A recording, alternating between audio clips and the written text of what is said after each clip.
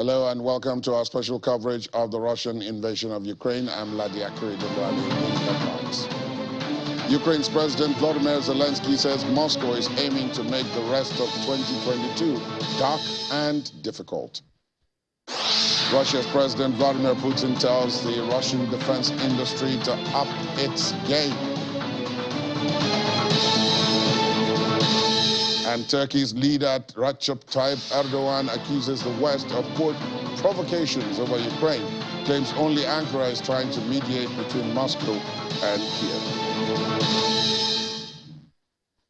Let's begin from Ukraine, where President Volodymyr Zelensky is warning that Moscow is aiming to make the rest of 2022 dark and difficult.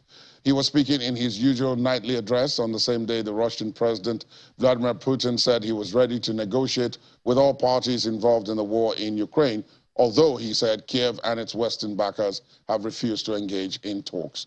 Most Ukrainians are Orthodox Christians and mark Christmas in early January, although some do celebrate it on December the 25th.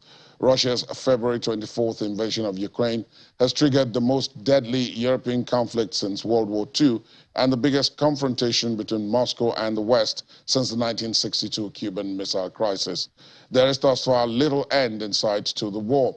The Kremlin says it will fight until all its aims are achieved, while Kiev says it will not rest until every Russian soldier is ejected from all of its territory.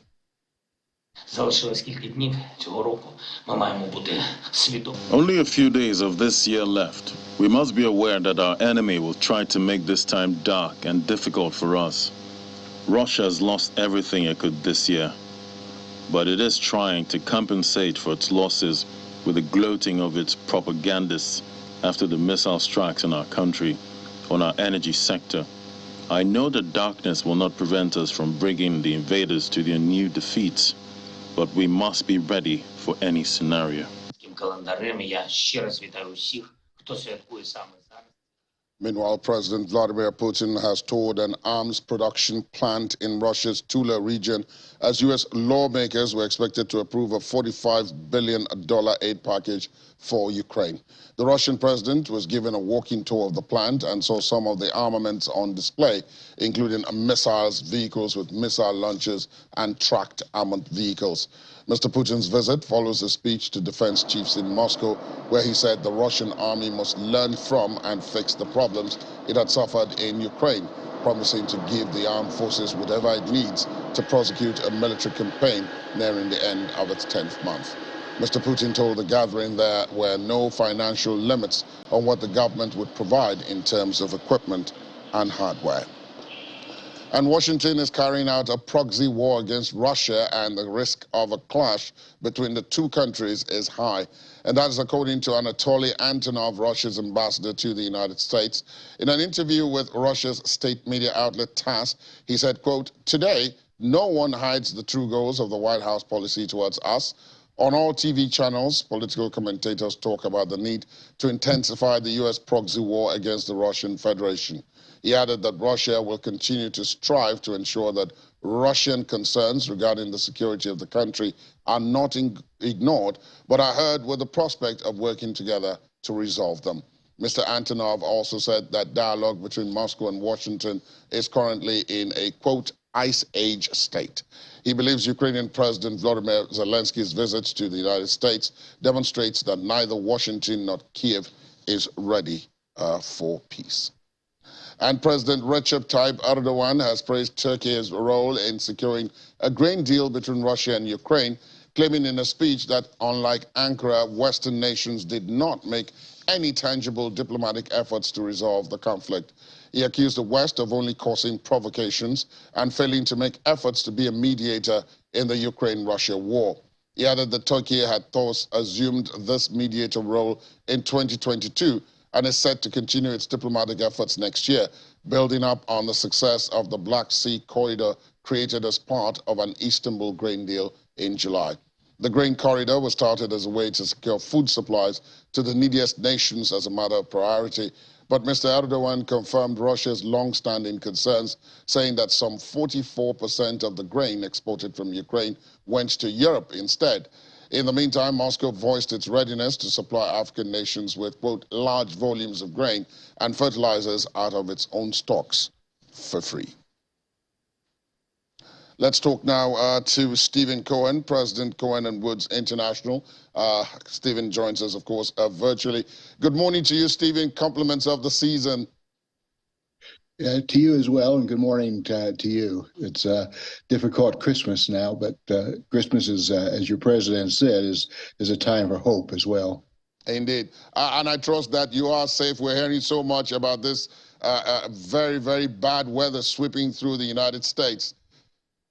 It's real. It's very, very cold. It's the second coldest Christmas on record here. So, but we've gotten through it, and it's going to be a balmy 60 degrees Fahrenheit later this week. So, well, so many people will be looking forward to that.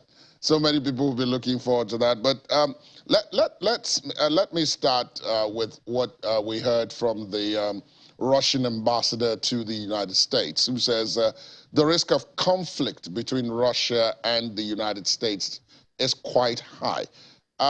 Do you think so? Well, I think it's higher than we would like, for sure. I think it's wrong to call it a proxy war. We came to the defense of a country that was invaded, very frankly.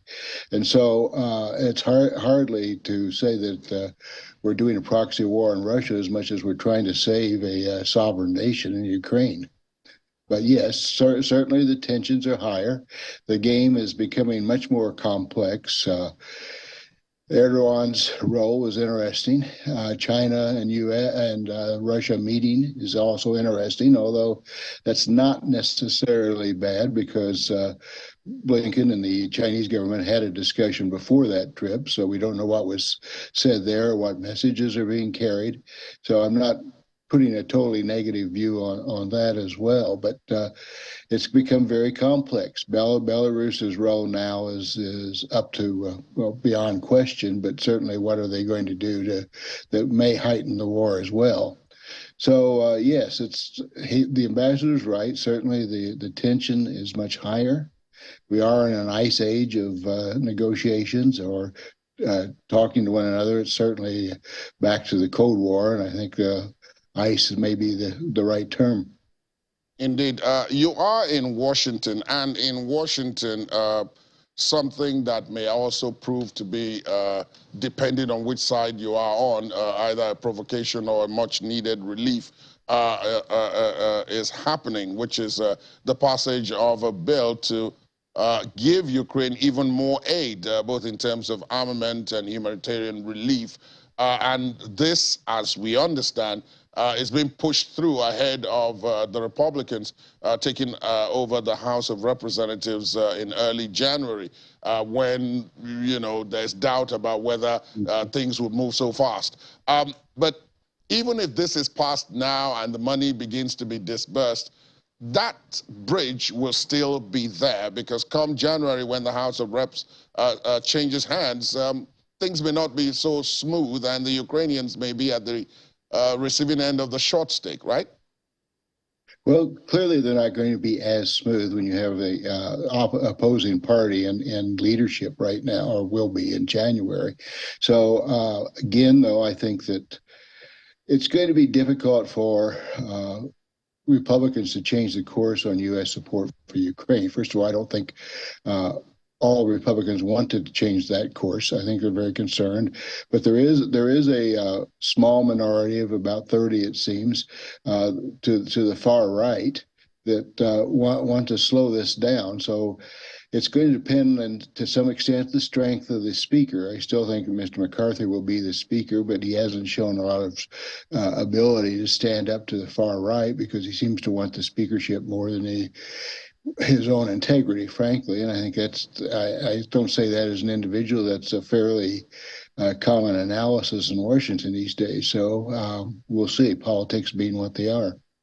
The other side of this, of course, is that the big cloud hanging over all of this, but which very few people may be either realizing or talking about, is that all of this is positioning ahead of what is expected to be, pardon my use of the phrase, a rematch in 2024 between Donald Trump and President Biden in the presidential election, and that all this is positioning ahead of that. So how much do you think this is being brought to bear, considering that both men seem shoo-ins for their respective parties for this poll?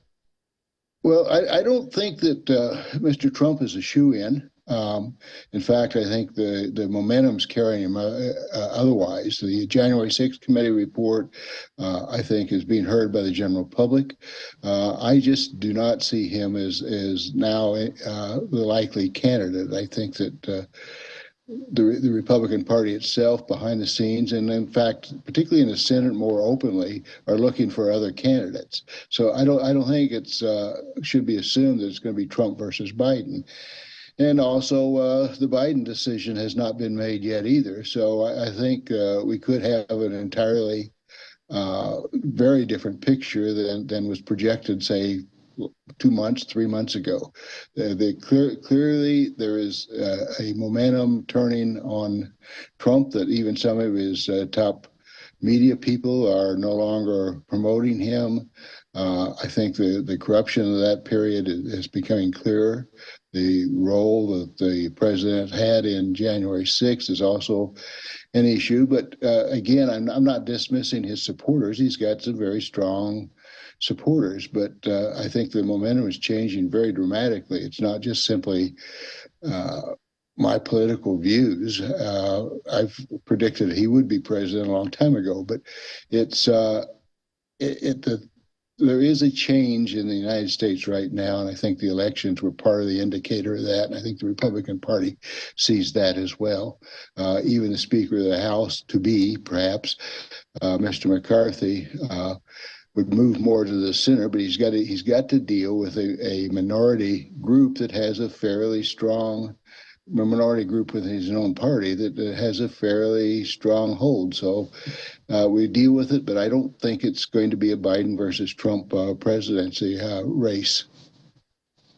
Ukraine has been and continues to be somehow war or no war at the center of these two men, and I concede the point that it's not a shoe-in that either of them is actually going to be the candidate. It's just the analysis. But in terms of Ukraine, and I'm talking outside of war right now, Mr. Biden's son continues to be investigated for his role, his business dealings in Ukraine with a company called Burisma. Which is an energy supplier. And then, of course, Donald Trump, of course, is also right in the mix there for the quid pro quo that he proposed to Volodymyr Zelensky about getting that investigation started in return for money which had already been approved by Congress to be released as aid for Ukraine. So Ukraine is, whichever way you look at it, somehow in the middle of U.S. politics. Yes, and I have empathy with both parties on this, very frankly. I think the role of Mr. Biden's son should be made very, very clear. I think the appearance of hiding that is not helpful. So I think, in fairness, there are questions that I think the public needs to hear. The Democratic Party feels, otherwise, but I think that it's reasonable request. On the other hand, Mr. Trump, I think it was more than quid pro quo. I think he had a very strong, as I look at it now and look back, pro-Russian view. I still am wondering why that has happened, but his delaying the arms, certainly for his own interest, sure, but I think, again, what the ultimate impact of that is, it helped Russia a great deal in preparing for an invasion and slowed down defense of Ukraine. So those that say that we contributed to that war, yes, but there's different levels and different reasons for that. Let's switch over to the Russians now. I know you're quite familiar with that country, and each time I have you on, I want to leverage on that familiarity of the way things work.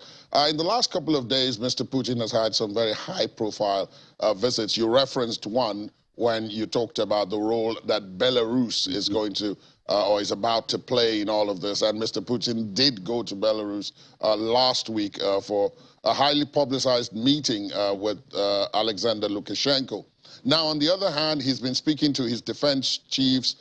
They've been displaying quite a lot of armaments, and now he's promised not only to increase troop numbers, but to increase the amount of money that will go to the armed forces, because he thinks this is going to be a very long-term war. When you take that side by side with his accusations that in spite of 10 months on, his security concerns for his country are still being ignored, where does that fit in to the broader narrative? Is there a strategy to what has been happening in Russia and from President Putin in the last week or so? Do you think so? Well, I think that we're in a situation, well, two things. One is that I think he was as surprised as we were, frankly, that the war has gone on as long as it was. I don't think he was prepared for a long war. I think it's very, very clear, and he might even admit that now as well, since he's clearly calling it a war now and not simply an action. The other part is we are now in a situation, I think, that almost no one can afford to lose this. Putin certainly cannot afford to lose the war. I don't think there's any doubt about that. If he lost the war, I think he's gone in one way or another out of Russian leadership. So one of the things that does concern me, especially that his recent statement that he wants to restore historical Russia. Now, does that mean the historical Russia of Peter the Great, or does it mean he's trying to restore the Soviet Union, or both? So I think that's a concern. The stronger support that we give Ukraine from the United States also draws the United States, obviously draws the United States further in, and then it becomes a war that we can't afford to see Ukraine lose as well. Because our reputation is becoming increasingly on the line as well. If Ukraine were to lose the war, then there's going to be a critical look of is the U.S. strong enough? So we're getting drawn into it one way or another as well. So I think it's going back to the original question. Yes, I think it's a very dangerous situation. Does it mean a direct conflict between Russia and the U.S.? No, I don't think it does mean that yet, and I hope it doesn't come to that, obviously. But it's dangerous. The historical perspective that Putin has, I think, is very, very concerning. Under Peter the Great, it did go right into Ukraine. Took the up to the Dnieper River and down to the Black Sea. So, and that's basically exactly where his boundaries are right now in Ukraine. Now, is that what he wants, or now is he more wanting, the greater territory of the Soviet Union? Either way, it's dangerous. Indeed, this is a dangerous situation, as you've put it, Stephen, and we will keep an eye on it right through the last couple of days of 2022 and into 2023. I know it's still very, very, very early in Washington, and so I must thank you so much for getting up in time for this, Stephen. It's always well received that you take out the time this early in the morning to be with us. Thank you. Thank you, and have a good New Year's as well. Thank you. Thank you very much. You too. And coming up after the break, video show. That's all that is remaining of the Mariupol bomb theater. Details after the break. Please stay on with us.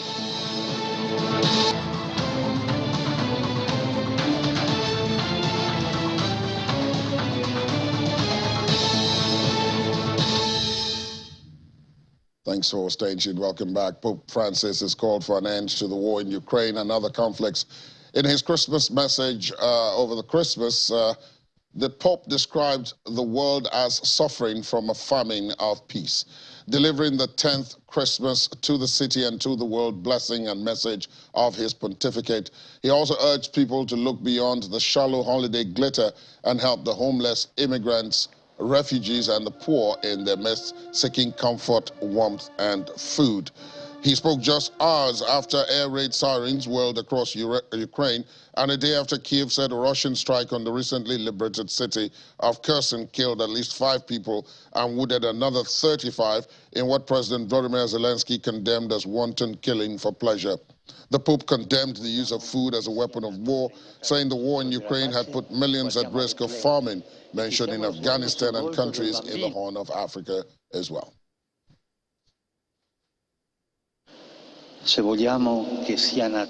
Let us look to Bethlehem and contemplate the face of the child who was born for us. And in that small, innocent face, let us see the faces of all those children who everywhere in the world long for peace. Let us also see the faces of our Ukrainian brothers and sisters who are experiencing this Christmas in the dark and cold, far from their homes due to the devastation caused by 10 months of war. May the Lord inspire us to offer concrete gestures of solidarity to assist all those who are suffering, and may He enlighten the minds of those who have the power to silence the thunder of weapons and put an immediate end to this senseless war. Our time is experiencing a grave famine of peace, also in other regions and other theaters of this Third World War. Let us think of Syria, still scarred by a conflict that has receded into the background but has not ended. Let us think too of the Holy Land, where in recent months violence and confrontations have increased, bringing death and injury in their wake.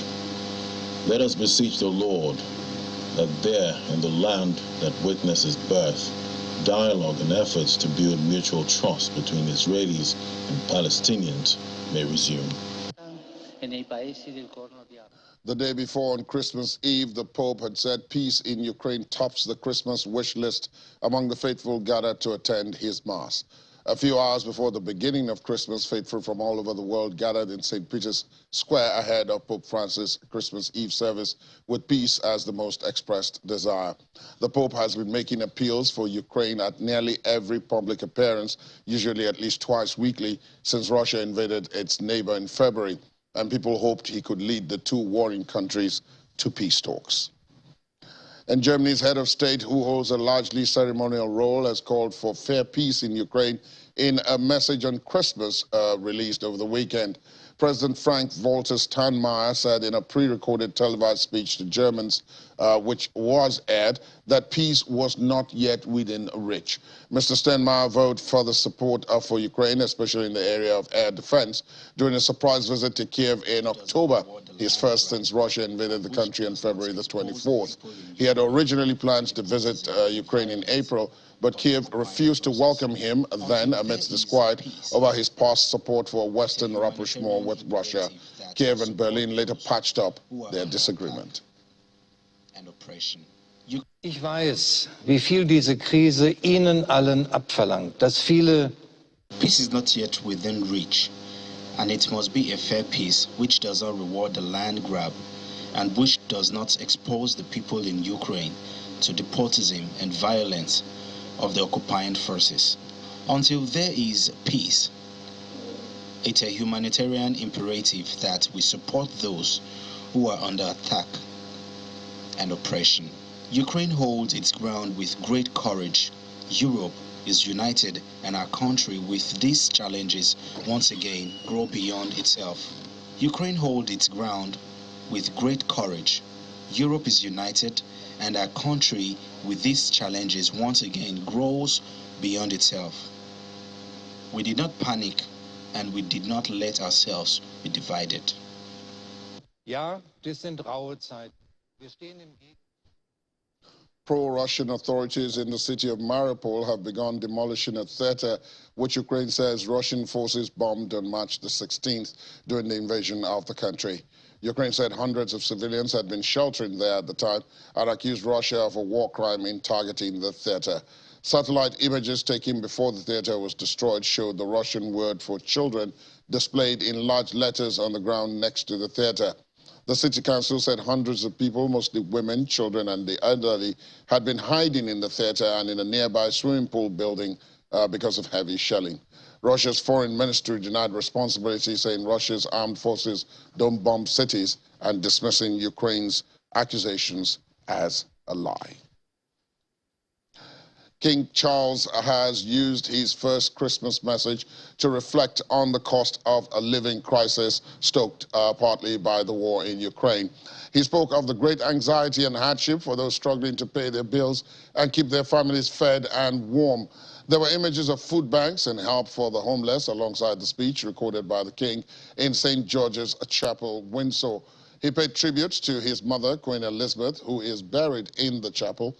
The late Queen pioneered the televised Royal Christmas Day address and used what was to become her final message last year to speak on passing the baton to the next generation.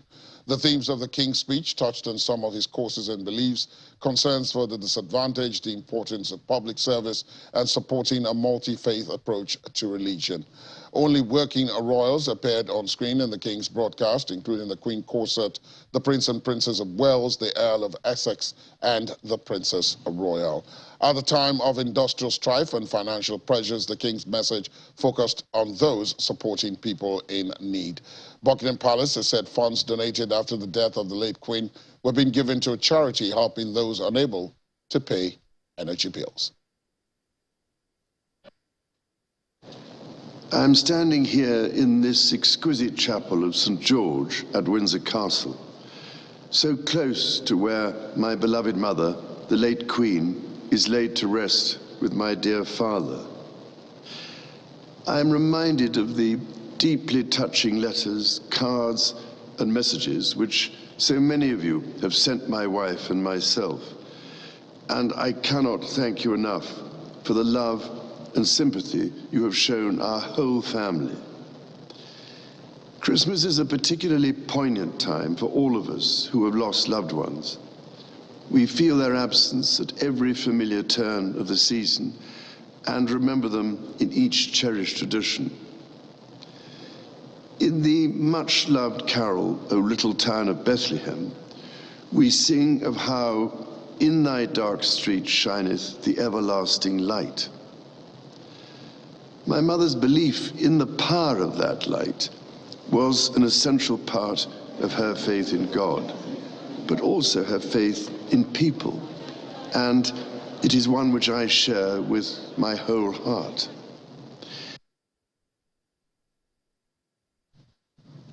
The United Kingdom's monarch, King Charles. Let's speak to Dr. Tony Agbons of Anglia Ruskin University, who joins us from the British capital, speaking via Zoom.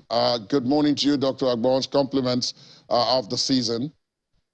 Good morning, laddie. Compliment of the season. Happy Boxing Day to you. Same here. How did King Charles' speech go down, do you think? Particularly the emphasis on those who are in need and those who are struggling with the aftermath of the war in Ukraine and high energy bills and the situation generally with all the strikes. Thank you. The speech by the King yesterday, traditional Christmas speech, I think he really touched on the main issues affecting citizens of the United Kingdom at this time. Especially the high cost of living.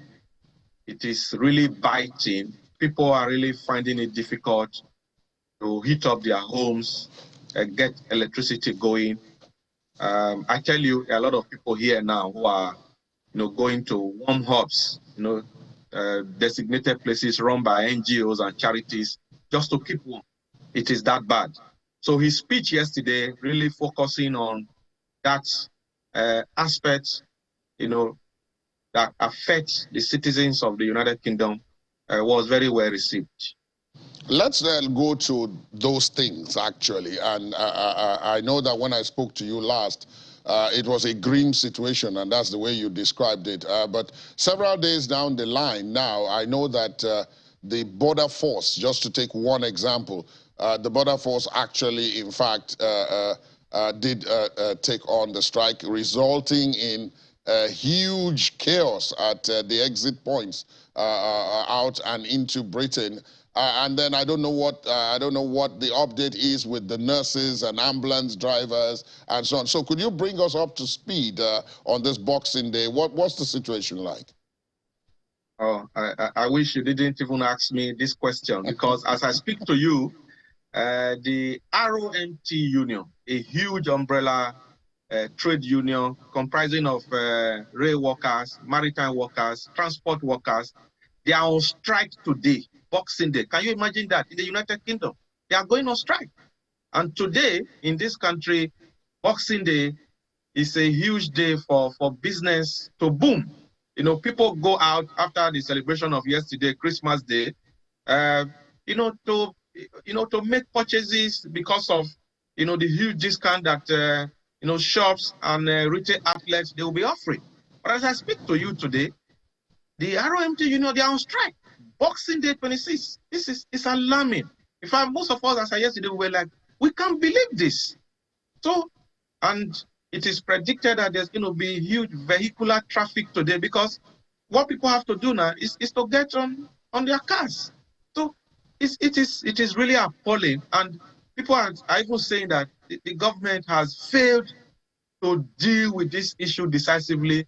And even yesterday, some former Tory leaders were saying that I think the present government is out of touch with reality because they seem not to be doing anything. And you mentioned the nurses. Yes, the nurses strike did actually go on. After 106 years, nurses went on strike in the UK in the winter season, the time where there's always pressure on the NHS. The border patrol you mentioned, they went on strike and there was chaos in the airport. Even though the military was called in, it's not their responsibility. So others went on. Postal workers also went on strike last week. And for me, this is just a very bleak, and like you described it, grim celebrations that we will not forget in a long time here in the United Kingdom. It is really appalling. Let's come to what some are saying is part of the situation. Earlier on in the program, we reported that in terms of what is happening in Ukraine itself, the president there said, look, things are dark and difficult and that they're likely to remain so for the balance of the days of 2022. President Putin, on the other hand, has been asking for Russian armaments industry to up its game because they're going to need armaments because he intends to prosecute this to a grand finale. So at the end of the day, my guest before you had said, look, neither side can afford to be seen to lose now. It's too late. So some kind of middle ground where both can walk away feeling like they won must be found. The question is, how do we get to that? But more importantly, given the background you've just given us, how long will this state of affairs continue? For example, in the UK, how much can the people bear? How much more can they bear of all of this?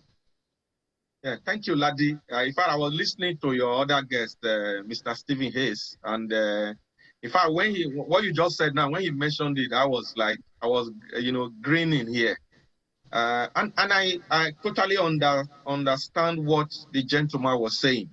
A war that has gone on for 10 months now, precisely just about 10 months. No side now, can leave this war in disgrace. To be honest, there is really no end in sight.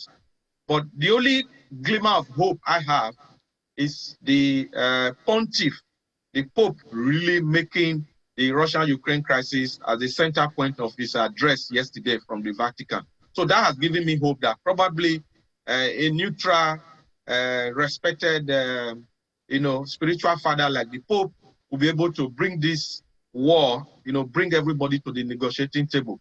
But going to your question directly, if this Russia-Ukraine crisis, if it's not brought to an end, countries like the UK, what we are seeing now is just the tip of the iceberg. There's going to be more suffering. Look, Ladi, let me just give you some statistics. Between 2021, December 2021, and now, December 2022, the cost of domestic gas in the UK has risen by 129%. And the cost of electricity has risen by 69%.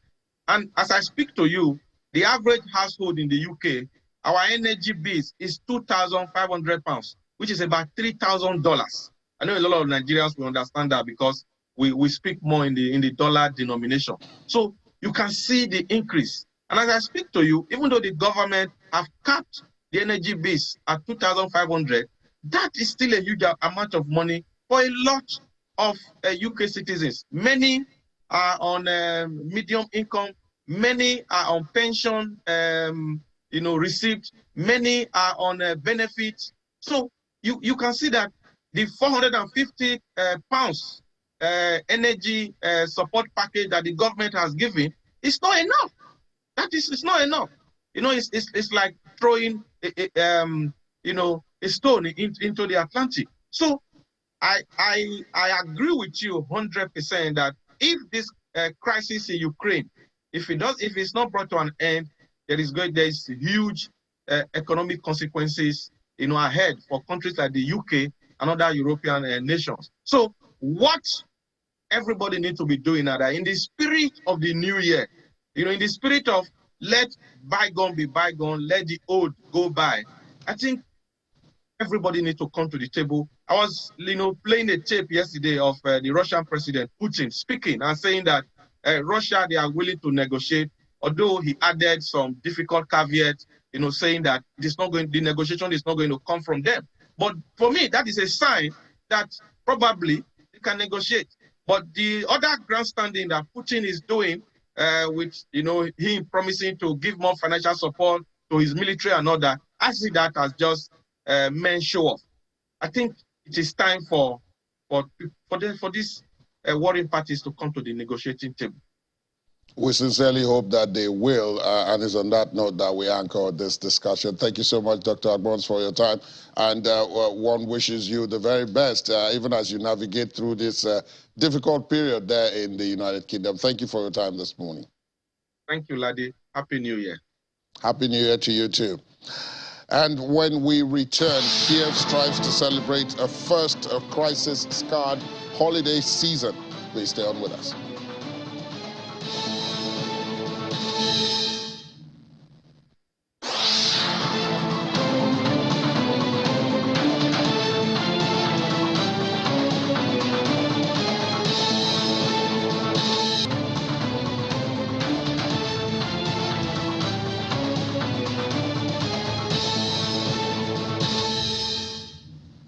Thanks for staying tuned and welcome back. Ini John McQuarrie joins me on the program. Morning, Ini, and happy Boxing Day.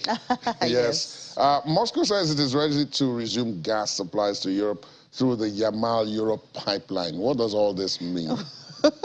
Well, it means there might be more supply of gas to Europe. That doesn't want Russian gas and wants it at a particular price? Exactly. Okay. Talking about the price cap. And this was suspended in May. And according to the energy minister in Russia, it says it was suspended due to political reasons. Okay. You know, we talk a whole lot about the pipelines, and sometimes it's going for maintenance, and the maintenance takes forever. And sometimes we say, what kind of maintenance? Is this a political maintenance or, something else? So obviously this is one of it. But we don't know why Russia is indicating that it is ready, to resume at this time when the price cap is coming really close, although we don't know, because the condition that countries like Germany, I think Austria, they've given very strict condition, but a country like Hungary is not even ready. It's not even ready to compromise. They're not ready to discuss this. Exactly. So, I mean, them indicating that they're ready to resume supply through this pipeline, which gives directly to Europe. I don't know what's behind it. Do we say that Russia is getting desperate? I don't know. Is it the impact of a cut in revenue because of the oil price cap? Well, I don't know. Now, Russia says it may also cut oil output by 5 to 7%. This is outside what OPEC has already cut. Yes. I mean, what does... So it means a whole lot of activities going on in the oil space. Okay, oil is not trading today. It's a public holiday and all of that. But it's still settling around $79, $80 as at 2 days ago when it's traded. But we have a lot of disruption there. Now, you know that we were hoping that things will be better, demand will increase because of China cutting down on their COVID. Right. But they now have deaths and all of that. That's disrupting. Then you have the travels being disrupted. Right. That's also dealing with demand of oil. Now, if we have this cutting, because according to them, the oil price cap is reducing, you know, their revenue, reducing demand. The threat of sanctions, secondary sanctions, and all of that is also telling on their demand. So, I mean, they cut down on their supplies. Maybe that will help the country, that's OPEC countries, and increase the price of oil. It's not for sure, because there's so many factors that are hitting. There's the bad weather in the United States. Absolutely. Also hitting on the price of, because eventually what happens is it touches on demand, and this affects price. And then a country like Nigeria will also feel the impact. But we thank God that Nigeria, at least, we're beginning to recover our production. And yeah, therefore for 2 maybe months get now. some benefit out of this higher prices. Exactly. But it would have been nice if, when the price was about $100, that we had done all of this then. Exactly. That is something. But better late than never. Yes, something to be explored. The Russian ruble. I was speaking to Ladi last week about this, but now the Russian ruble has gone higher against the dollar. Last week, they said there were some shoring up measures. Now those shoring up measures have resulted. Exactly, they're resulting in the ruble gaining on the dollar. And as you, of course, you have known by now, and with your discussion with Ladi, Russia just keeps on working on internally and quietly, I have to say, on measures to sustain the economy in spite of the sanctions. And that's why even the ruble is still the best performing in the world as at today, in spite of all the hits and the knocks that it has had. It's still the best performing and is recovering. I think 2 weeks ago also, it went down to the lowest since May. But, you know, they're doing their thing again, which we'll only get to know later after the after the holiday season in the new year.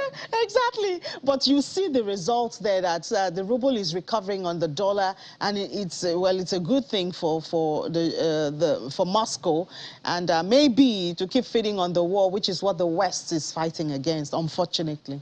Indeed.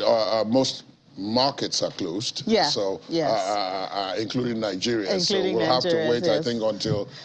in Nigeria, I have to wait until Wednesday. Till Wednesday, but for other markets, perhaps tomorrow. Yes. All right, then. Thank you so much, Ini, for the update. And just before we go on the program, let's talk about celebrations such as they are in Kiev, the Ukrainian capital, where it's... some aspect of melancholy embracing Christmas and the New Year, with some wishing to seize every taste of hope and normality despite the lingering conflict, while others fear it would be inappropriate to do so when soldiers are fighting tough times. However split the city is, there's no denying that even for those who choose to celebrate, celebrations will be very different from previous years. This year is different from previous ones. We're not going to the circus or for shows on the ice, and our community won't invite Dead Morrows, that's Grandfather Frost or Santa Claus in Russia, for performances. We've decided to spend the holidays in our own way at home, and that will be enough. The children will be very happy, and that's how we're going to have the holidays, says a mother living in Kiev. Some psychologists are encouraging people to seize the chance, as even the most temporary joy could help prevent them from getting depressed in difficult times. However, some people have deep reservations about having fun and celebrating while their soldiers are fighting on the front lines. Such thoughts have also inflicted fear and hesitation over those who wish to seek some festive sentiments. Data from one local media indicated that 66% of the interviewees are planning some form of celebrations, but 94% of them prefer to do so at home. However, for those who refuse to miss out on this year's celebrations, the expenses will not be cheap. Data has shown that prices for eggs, vegetables, and meat have all spiked. However, authorities have decided against holding any large-scale New Year celebration activities, and curfews will last from about 11 to 5 in the morning, even on the last day of the year. That's our program this Boxing Day. Thanks for being with us. My name is Ladi Akuri. Do enjoy the rest of the festivities on this day. Good morning.